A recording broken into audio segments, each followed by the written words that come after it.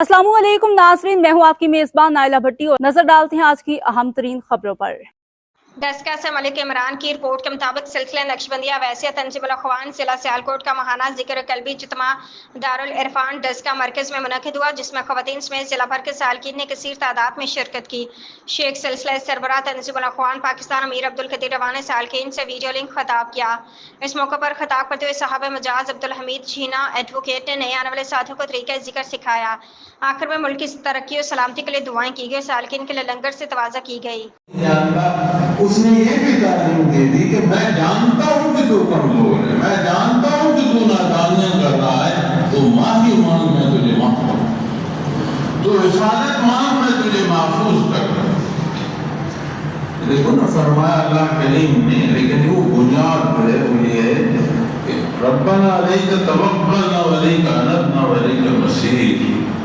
अनाबत तो कुछ नहीं, कोई चाहे तो सही किसी को कुछ राह रुख का इंतखाब तो वो करे जो अल्लाह की राह है।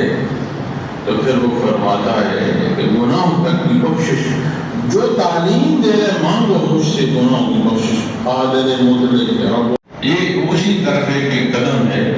जब वो बात आएगी तो अल्लाह करीम हमें ये शर्फ नसीब फरमाए कि हम अपने मुल्क को, अपने वतन के लिए, अपने अवाम के लिए और अपने दीन के लिए, अल्लाह के हुक्म के लिए, नबी करीम सल्लल्लाहु अलैहि वसल्लम के तबा हम भी इस तरह।